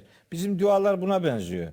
Yani yakıt tankı yok. Yani uğrunda salih amel yapmamışız. Fedakarlık yapmamışız. Hemen dua ile başlıyoruz. Önce İyyâke na'budu de, sonra ve İyyâke nestaîn dersin. Ya Rabbi işte çocuğum imtihana gidecek, ona yardım et demeden önce oğlunun, çocuğunun kimse yani ders çalışmasını ona öğütle. Değil mi? Ya Rabbi depremden bizi muhafaza et diye dua ediyoruz. Ama depreme dayanıklı evler yapmıyoruz. Depremin duası malzemeden çalmamaktır kardeşim ya. Yani malzemeden çalıyorsun. Demirden, çimentodan, oradan buradan. Zemin etüdü yapmıyorsun. Fay hatlarının neyse ki nereden geçtiği biliniyor hele ki şimdi. Hala daha bu deprem büyük bir felaket. Deprem felaket değil. Deprem esasında toprağın nefes almasıdır. Felaket senin tedbirsizliğindir. Bizim tedbirsizliğimizdir.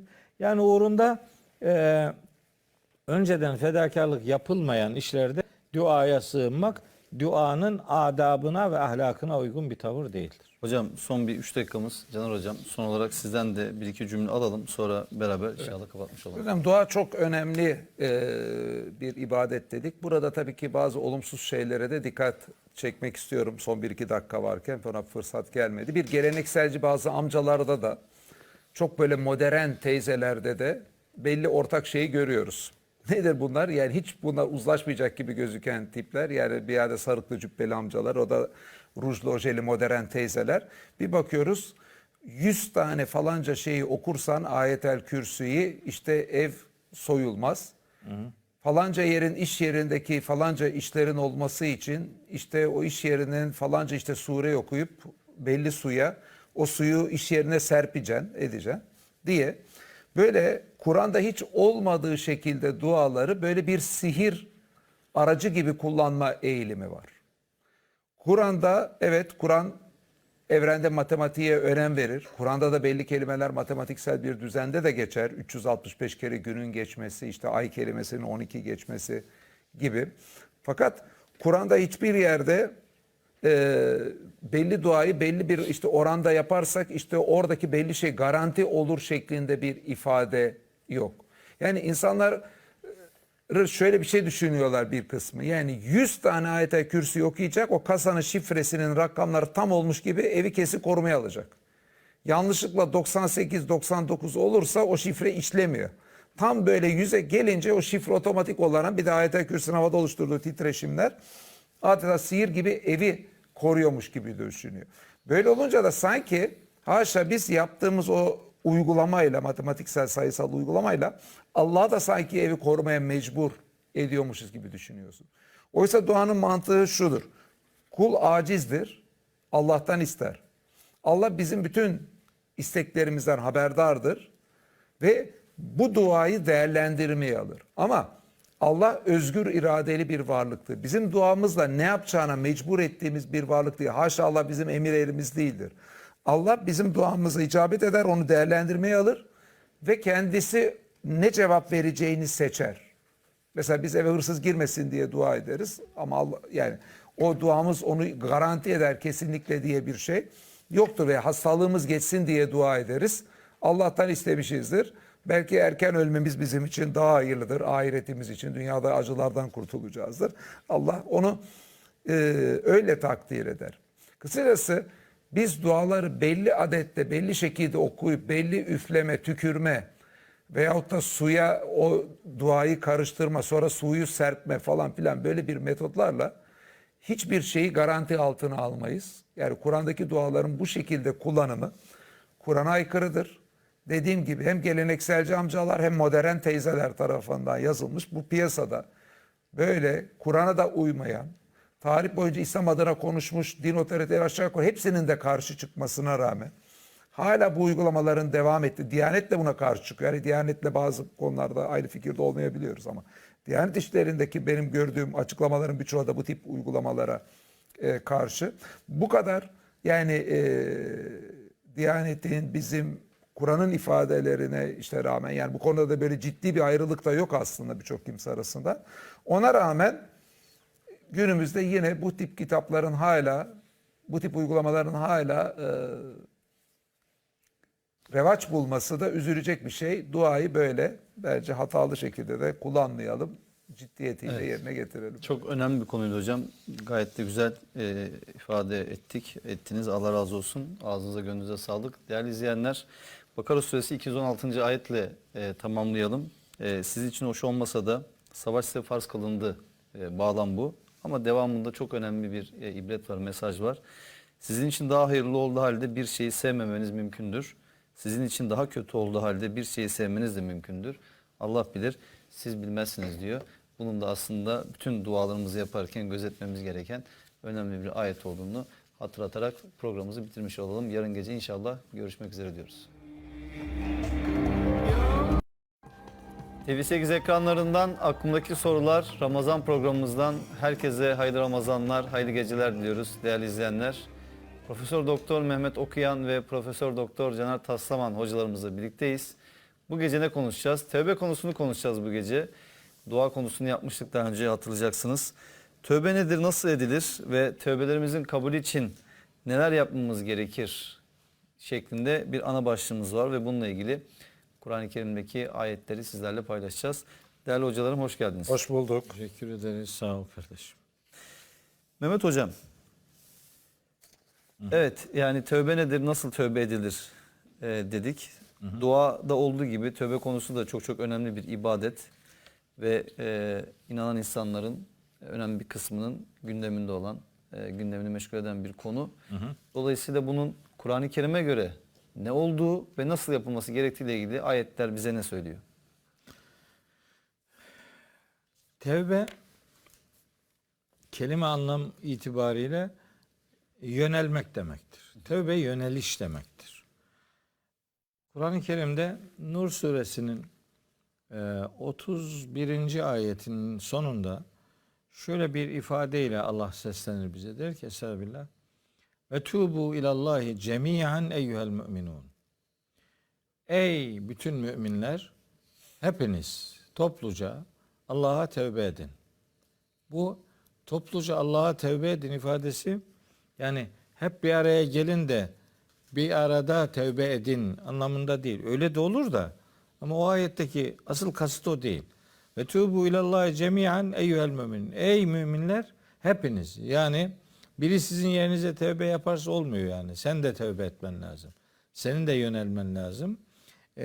Bizim tevbeye bakışımız Allah'a yönelme iradesi ortaya koymamız şeklinde tecelli Hocam, eder. bu ayetin hep birlikte ifadesinden tövbe etme noktasında istisna olmadığını da Onu anlatıyor anlatıyoruz. bize. Evet, onu anlatıyoruz. Herkes Tevbe etmelidir. Bu tevbeyi topluca bir arada yapın anlamında değil. Yani da nihayet teker teker insanlar tevbe etmeye yöneldikleri için onda da bir sakınca yok da bunun öyle olması lazım geldiği gibi bir algı doğru bir algı değildir. Hepimizin Rabbimize tevbe etmemiz, yani yönelmemiz gerekmektedir. Onu kardeşlerime ifade edeyim. Şimdi tevbe aslında bir Müslümanın çaresiz olmadığını, aslında bir Müslümanın hiçbir şey için geç kaldım bahanesine sığınmaması lazım geldiğini ve ölüm anı dışında ölüm sarhoşluğu gelmesinin dışında insanoğlunun daima Allah'a yönelebileceği ve Allah'a yönelmesinin ondan istendiği bir sığınaktır tevbe. Ama bir şartı var bunun. Bu şart, bu tevbe denen yönelişin samimiyetle yapılması şartıdır. Tahrim suresi 8. ayette Rabbimiz bunun için bir özel terim kullanır. Ona nasuh kelimesiyle değinir. Ya eyyühellezine amenu, ey iman edenler, tubu ilallahi, hepiniz Allah'a yönelin, tevbeten nasuhan, samimi bir yönelişle. Yani buradan şunu anlarız biz. Hani böyle günahlara ara vermek değildir tevbe etmek. Gerçekten Allah'ı tek ilah kabul edip onun yönüne, onun dediği yöne doğru, onun rızasını kazanmak için gerçekleştirilen yönelişin adıdır. Bu kavram Kur'an'da 3 türlü kullanılır. Bir tanesi tek başına tevbe kelimesiyle kullanılır. Bir kullanım vardır, ila edatıyla kullanılır. Bu Allah'a yönelmek anlamını verir. Bir de ala edatıyla kullanılır bu. Ala edatıyla kullanıldığında onun manası tevbeyi kabul etmek demektir. Fetabe aleyhi diye ifadeler var Kur'an-ı Kerim'de. Mesela Bakara suresinde 37. ayette geçer. 37 veya 38. Tabe aleyhi demek tevbesini kabul etmek demektir. Bu teknik kullanımı bilmek lazım. Mesela bazı meallerde bu tabe aleyhi ifadesini ona tevbe etti diye tercüme ediyorlar. Halbuki Allah kimseye tevbe etmez.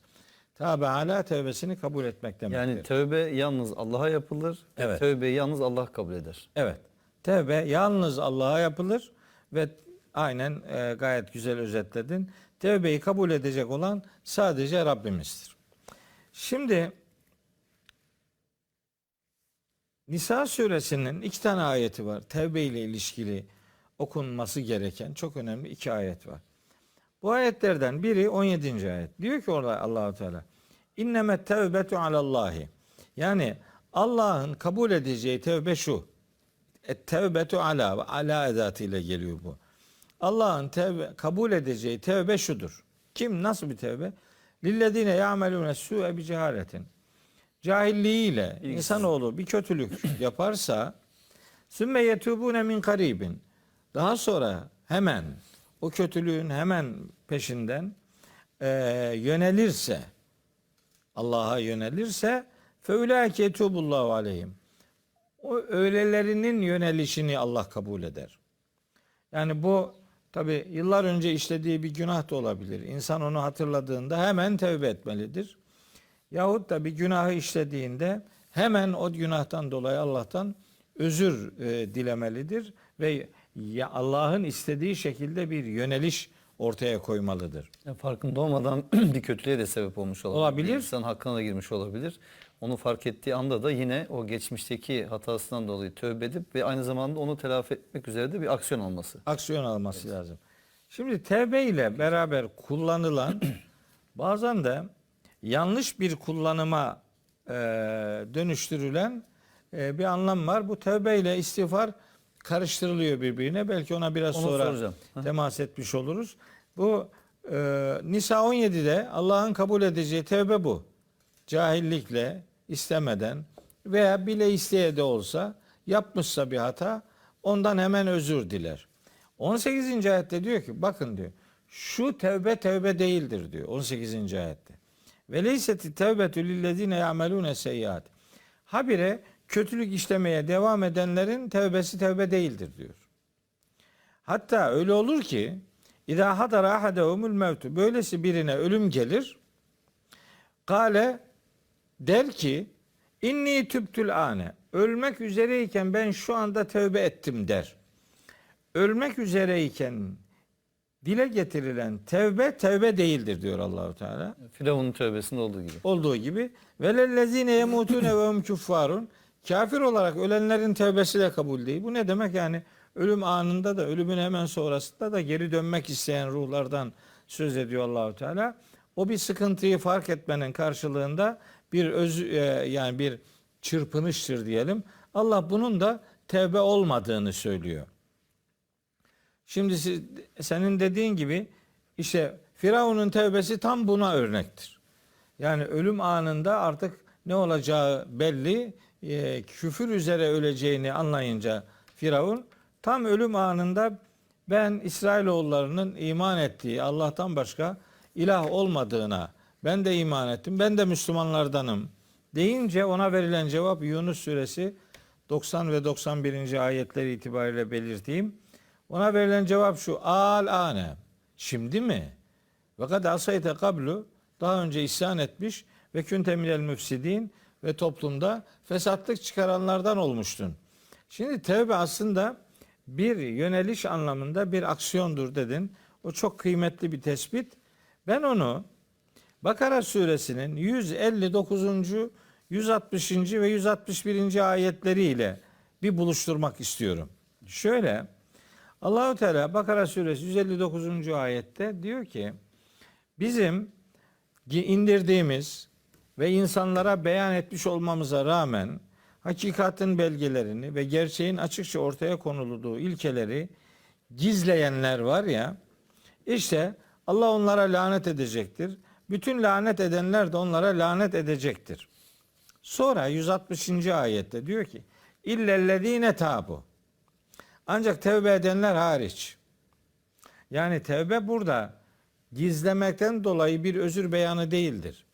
Şimdi açıklamaya devam ediyor. Diyor ki, illellezine tabu. Tevbe edenler hariç ve aslahu. Bunlar gerçekleri gizledikleri için bir fesada sebep olmuşlardı.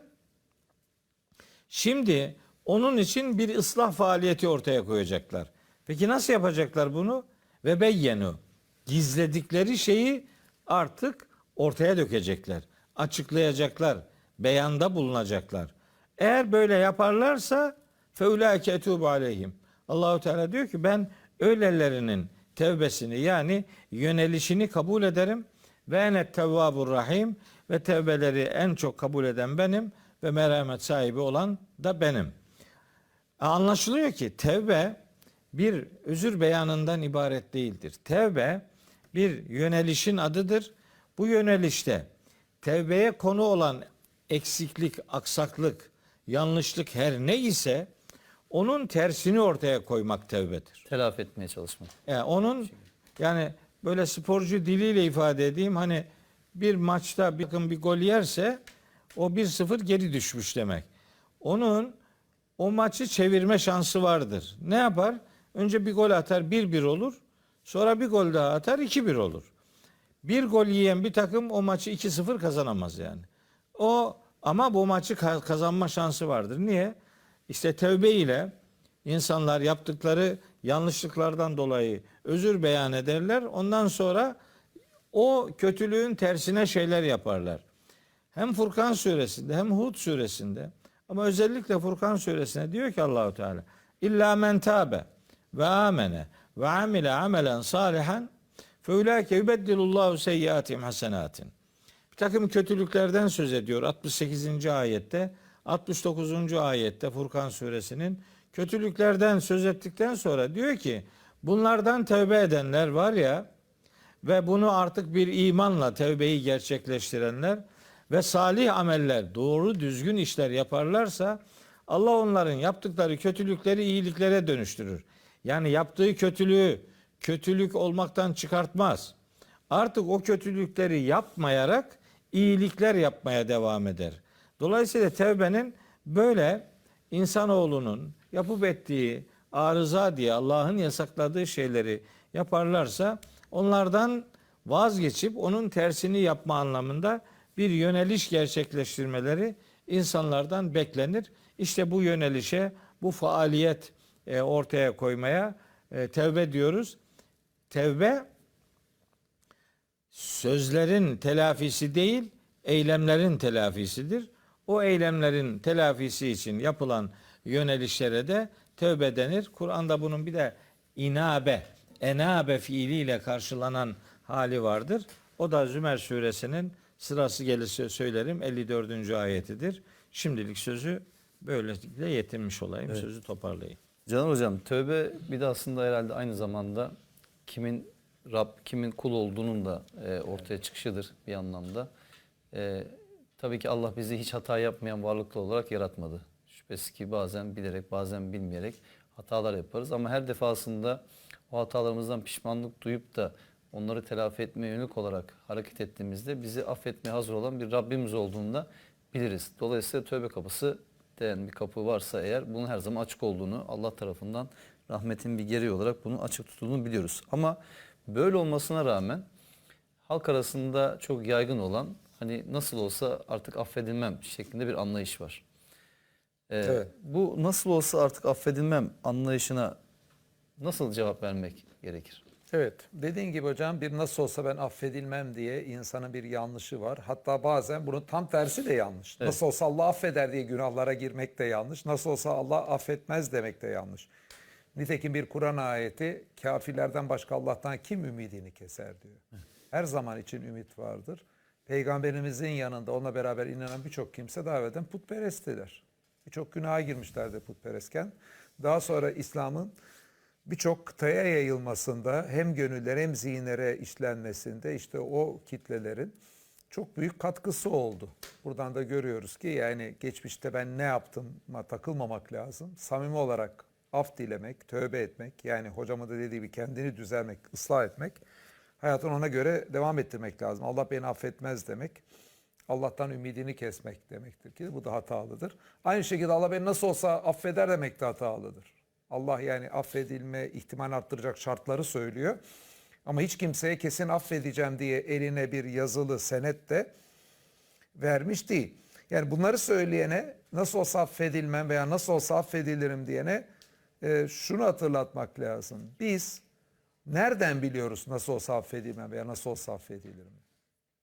Sonuçta bizim dinle ilgili temel hususları mesela nasıl buraya geldiğimizi, ahiretin varlığını, bu hayatı nasıl yaşayacağımız, yaratıcımızın sıfatlarını, değil mi? Ondan sonra nasıl ibadetler yapmamız gerektiğini, hangi günahlardan kaçınmamız gerektiğini. Bunları biz kendi aklımızda bulamayız. Sonuçta her insan farklı bir şey söylerdi bu hususta. Kendi aklıyla bulmaya kalksa ve birbiriyle hiç alakasız şeyler olurdu. Bunlar ancak Allah'tan bize bir bildirim olmasıyla bunları anlayabiliriz. Neden buraya geldim, nereye gidiyorum tipi soruların cevabını Allah'ın sıfatlarıyla tanıtımını.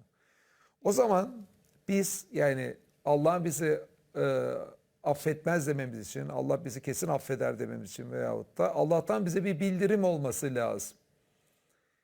Peki Allah'tan bize bildirim teker teker Allah bize vahiy ediyor mu? Böyle bir durum yok. Ama Allah'ın hepimize getirdiği ortak bir vahiy var Kur'an. O zaman şu soruyu sormamız lazım. Allah bize kesinlikle affetmez veya kesinlikle affeder diyenler için. Kur'an'dan delilin ne? Allah şu kulu ben artık kesinlikle affetmem dediği bir durum var mı? Şunu kesinlikle affederim dediği bir durum var mı? Böyle bir durum yok. Ya zaten bu Allah adına hüküm vermek olmuyor mu hocam? Tabii ki. İşte elimizde bir delil olmadan konuşursak Allah adına hüküm vermeye çalışırız. Bir de Allah'ın verdiği hüküm var. Kur'an da bize hükmünü indirmiş. Bir de buna aykırı söylediğimiz. Yani Allah'ın gönderdiği hükme bir de aykırı bir çıkarım Yani bunu yapmış. kişi bazen kendine yaptığı gibi bazen de başka insanlar kişilere bunu yapabiliyorlar. Yani adama diyor ki mesela sen ne yapsan da artık Allah seni affetmez diyor mesela. Evet. Ya da tam tersinden diyor ki yap nasıl olsa Allah affeder diyor mesela. Yani bir de başkalarının yönlendirmesiyle de kişi üzerinde bu oluşturulabiliyor. O zaman bunu konuşan hani Kur'an'da bir bazı şeyleri söyleyenlere bazı ayetler şey den hani bunu nereden çıkartıyorsunuz? Okuduğunuz bir kitabınız mı var? Haydi kitabınızı getirin şeklinde davetler var Kur'an'da bazı yerlerde. Onlara da böyle bir davette bulunmak lazım. Hani kitabın neresinde bu söylediğini delillendir. Senin söylediğin şekilde bir durum olmadığına işte Kur'an'da şu ayetler delil. Allah bütün günahları dünyadayken affedebileceğini yaşadığı sürece söylüyor. Öldükten sonra ise eğer ki bir insan tövbe etmediyse, kendini düzeltmediyse Allah bir tek şirk günahını affetmeyeceğini söylüyor. Bak şirk günahı ama dünyadayken ona da tövbe etmek mümkün. Ama insan af dileyip tövbe etmediyse bir tek şirk günahının affedilmeyeceği söylenmiştir. Kısacası bir Müslümanın karamsarlığa düşmesi, zaten Müslüman da şirk koşmayan kişidir. Yani karamsarlığa düşmesi, Allah beni affetmez demesi için hiçbir sebep yok. Burada tövbeyle ilgili ben psikolojideki bir teoriye atıf yaparak, bu teoriyi benim psikolojide en sevdiğim teorilerden birisi. Bana göre birçok psikolojik teoriden daha basit. Fakat insan psikolojisini açıklamada yüksek açıklama gücü var. Bu teoriye atıf yaparak bu tövbeyle ilgili bazı hususlara değinmek istiyorum. Şimdi bu teori, atıf yapacağım, bilişsel zıtlık teorisi. İngilizcesi Cognitive Dissonance teori, Festinger diye ünlü bir psikologla ilk gündeme geldi. Fakat bu teoriye benzer görüşleri de daha sonra psikologlar Festinger'den bağımsız olarak da ifade ettiler. Şimdi burada dikkat çekilen şu husus çok önemli. İnsan zihin ve eylemleri arasında çelişki yapabilir. Fakat genel durum bu çelişkiyi yok etme yönündedir. İnancımızla eylemlerimiz. Hatta inancımızla bazı diğer inançlarımız. Bir eylemimizle diğer eylemimiz. Yani bunlar arasında çelişki olduğunda insanın eğilimi bu çelişkiyi bir şekilde gidermektir. Çünkü bu çelişki insanı rahatsız eder zihinsel olarak. Böyle bir psikolojik durum oluşur. Bir inançla eylem arasında işte tövbenin önemine atıf yapmak için bir örnek vereyim. O somut örnek üzerinden anlatırsam genelde ne demek istediğim anlaşılabilir. Mesela bir inancımız var. Kur'an okuyoruz. Kur'an'da ticarette tartı ölçüde hile yapmak kötü olduğu geçiyor. Değil mi? Tartı ölçüde hile yapmak kötüdür. Sonra birisi de buna inanıyor. Kur'an inandım deyince tartı ölçüde hiledir. Fakat ticaretinde yolsuzluk yapıyor. Tartı ölçüde hile yapıyor mesela bir kimse. Nerede? Burada inancıyla eylem arasında bir fark var. Şimdi bu bilişsel zıtlık teorisine göre düşsek ne diyecek? Böyle bir çelişki olması muhtemel, tamam. Ama genel eğilim nedir? Bu çelişkiyi giderme yönündedir. Peki bu çelişki nasıl giderilebilir? Mesela bir tane giderme şekli şudur. Önemsizleştirme yaptığınızı. Nasıl önemsizleştirebilirsiniz? Ya bu çok önemli değil. İşte ben 70'inden sonra tövbe etsem de bu geçer gibi bir önemsizleştirme olabilir. Veyahut da şöyle diyebilirsiniz. Millet neler neler yapıyor. Ya bu nedir ki falan diyebilirsiniz. Bu şekilde önemsizleştirdiğinizde o zaman bu zihin durumunuzda İslam açıdan başka bir tehlike var. İslam'ın içinde geçen başka emirler var. Onlarla da eylem olarak gelmesi lazım. Geçmesi lazım hatta. Yani hırsızlık yapılmaması, zina yapılmaması, tefecilik yapılmaması, namaz oruç kılınması, hiç kimseye iftira atılmaması gibi. Siz bir yerden buradan inancınızla, bu Kur'an'daki inancınızla eyleminiz farklı olup da bunu önemsizleştirdiğinizde bir de şunun farkına varmanız. Kur'an'la ilgili birçok inancınız var. Diğerlerini de yapayım diyebilirsiniz. Bu şekilde bir önemsizleştirme. Yani bir anda mesela o şahsın yapmadığı hırsızlık, tefeciliğe başlamasını, başkalarına iftira atmasını da beraberinde getirmesi tehlikesi var. Diğer bir çözüm yolu ne? Ki bu en tehlikeli çözüm yolu. Değil mi? İnançla eylem arasında bir çelişki varsa önemsizleştirme dışında bu inancı yok sayarsınız. Ne dersiniz? Aslında dindeki denilen şey doğru değil. Veyahut da İslam da doğru değil diyebilirsiniz. Tövbe edilmeyen günahların en büyük sorunu budur. İnsan onları yapa yapa içinde huzursuzluk hissetmeme için o günahtan dini inkar etmeye giden bir yol olması mümkündür. Her zaman böyle olur demiyorum. Ama böyle bir kapı açılması mümkün. Yani tövbe bu yüzden kimi zaman insanların dinsizliğe kaymasını önleyen bir kalkandır da aynı zamanda. Bunu da yakalamak lazım psikolojik açıdan. Bu tövbe etmemenin bir kez daha tekrarım olabilecek, ortaya çıkabilecek en önemli sorunudur. Peki üçüncü yöntem ne? İman ediyoruz, eylemimiz bununla uyuşmuyor. İşte Kur'an'ın getirdiği çocuğun bu üçüncüsü. Tövbe et. Yani bu çelişkiyi gider. İmanın neyse amelin de ona göre olsun. Zaten Kur'an'da sürekli imanla amel beraber anılır. İman ettiği gibi kimsenin amelinin olması, yani inandığımız şekilde uygulamamızın olması Kur'an'da istenir. Tövbe etmek bu yüzden bence kimsenin başka günahları da hatta önemsizleştirmemesi için, imanını yitirmemesi için de tövbe süreci çok önemli ve Kur'an'da bunun üzerinde durulması, bugünkü programda bunu gündeme getirmemiz Evet. bence önemli oldu. İyi Yani oldu. insan hayatının, evet hocam, evreleri var. Herkes böyle belli standartlarda, belli yaşlarda her şeyi fark edemeyebiliyor.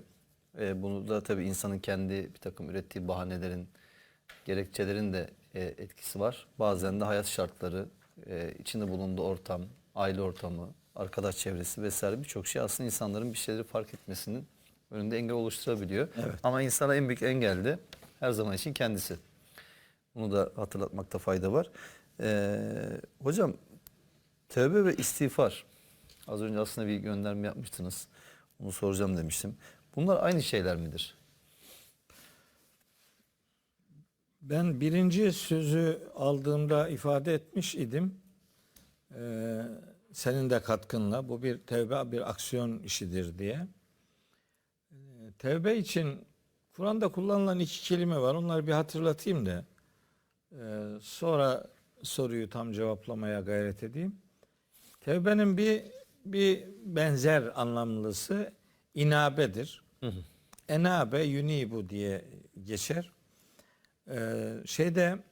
Zümer suresinin 54. ayetinde Allahu Teala kendisine insanların yönelmesi için 53. ayette buyuruyor ki de ki ey benim kullarım, ey kendilerine yazık eden kullarım, Allah'ın rahmetinden, merhametinden ümidinizi kesmeyin.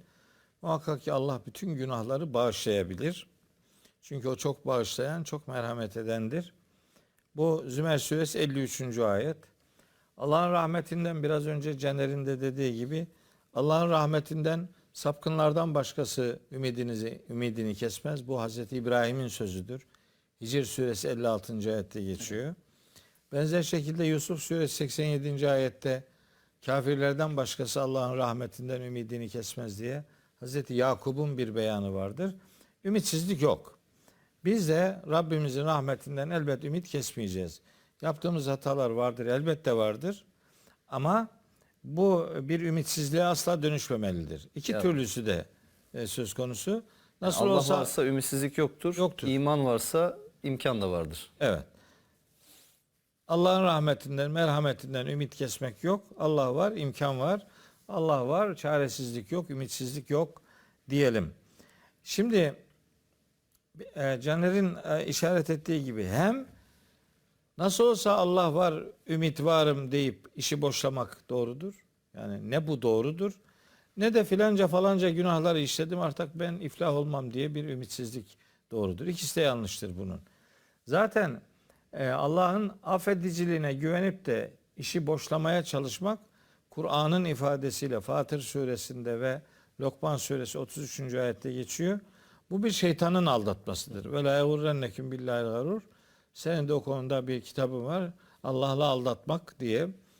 Bu kesinlikle bir Müslümanın kapılmaması lazım gelen bir boşluktur ya da bir aldanış biçimidir. Oraya işi götürmesin. Şimdi Allah'ın rahmetinden ümidini kesmeyecek insanlar, tamam. Peki ne olacak? O Zümer suresi 54. ayette diyor ki ve enibu ila rabbiküm.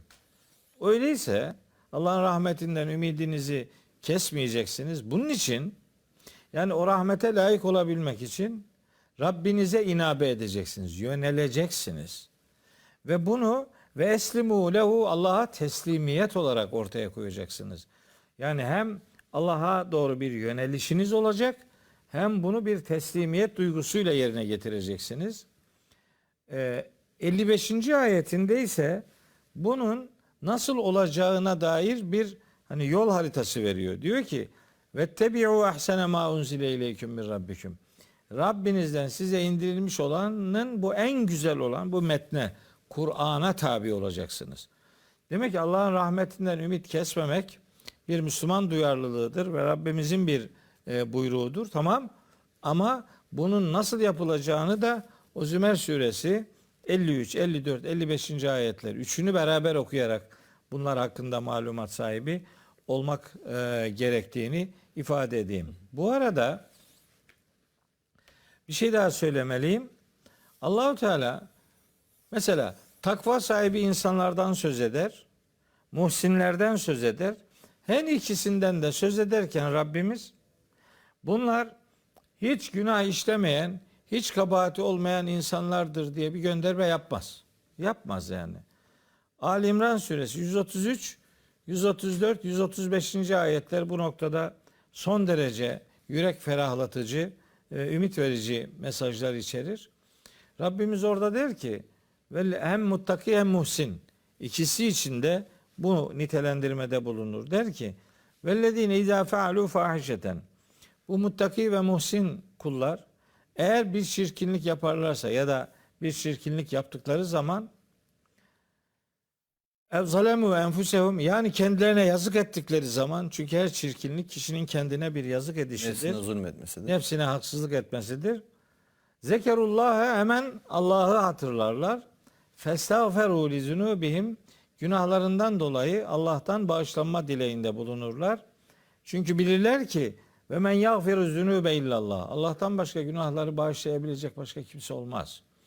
Ve onlar velem yusirru ala ma faalu ve hum ya'lemun. Onlar hiç günah işlemeyen insanlar değil. Onlar bile bile günahta ısrar etmeyen insanlardır. Yani hepimizin günahı olur ama önemli olan günahta ısrar etmemektir. Küfre dönüşen her bir tavır aslında büyük oranda sürekli işlenen günahlarla buraya doğru gider. Niye? Çünkü o günahları işleye işleye insanlar bir süre sonra o yapıp ettiğinin günah olmadığına inanmaya başlar. İşte bu kaybın, bu zararın, bu ziyanın, bu inkarın, bu küfrün maalesef bir görüntüsüdür. Hocam bir de bazen şöyle şeylerle de karşılaşıyoruz. Aslında Caner Hocam da böyle bir cümleyle arada ifade etti ama hani insanlar genelde kendilerini hep birileriyle karşılaştırıyorlar. Mesela diyor ki işte ya işte benim bu yaptığımda ne var ki diyor. Millet neler yapıyor diyor mesela. Yani ahirette biz hesaba çekilirken böyle bir çan eğrisi gibi bir şey mi olacak? Yani biz insanların ortalaması mı alınacak? Ona göre biz ortalamanın üstünde miyiz, altında mıyız diye mi bakılacak? Yani kötülere bakarak mı bizim kendi durumumuzu değerlendirmemiz lazım? Yoksa bizden çok daha bu anlamda duyarlı, sorumlu olan insanlara bakıp kendi eksik ve kusurlarımızı fark edip onları düzeltmeye ve telafi etmeye mi çalışmamız lazım? Elbette, yani böyle bir mukayese yapacaksa bu tür insanlar kendilerinden daha iyi olanlara bakmalı. Ben neden o kadar iyi değilim? Bu kadar iyinin olduğu yerde ben niye bu kadar gerideyim deyip kendisini o iyilerin safına atabilecek fedakarlık ortaya koymalıdır. Filancanın falancanın şu kadar kötülüğü var, bize burada sıra gelmez gibi böyle acayip şeyler de duyuyoruz zaman zaman. O hiç kimse merak etmesin. Allahü Teala'nın herkese hesaba çekmek için zamanı, zemini, mekanı olacaktır mahşerde. Hocam aynı insanlar aslında dünyevi konu söz konusu olunca hep kendilerinden iyi durumda olanlarla karşılaştırıyorlar. Tabii. Ama mesele dinle, imanla, ahiretle ilgili olunca hep böyle kötü örneklere bakıyor. Ya ben ne iyiyim deme eğiliminde olabiliyorlar. O yüzden bunu hatırlatmakta fayda var diye düşündüm. Evet, iyi Allah'ın iyi dediği insandır. Kötü de Allah'ın kötü dediğidir. Öyle bizim kendi değerlendirmemizle, bu kafamıza göre bu iyidir. Hırsıza sorarsan hırsızlık iyi bir iştir yani. Hırsız da bayağı başarılı, emek veren bir adamdır. Öyle bakar yani. Hocam bununla ilgili ben şöyle bir sorun görüyorum etrafımda çok. Şimdi insanlar genelde hani kendilerine de ucu dokunduğu için insanın insana zarar vermesiyle ilgili şeyleri doğru olarak, kötü olarak değerlendiriyorlar. Mesela birisi diğerinin malını çalsa, birisi diğerine iftira etse, ki Kur'an'da bunlar da kınanıyor. Tabii. Bunları kötü olarak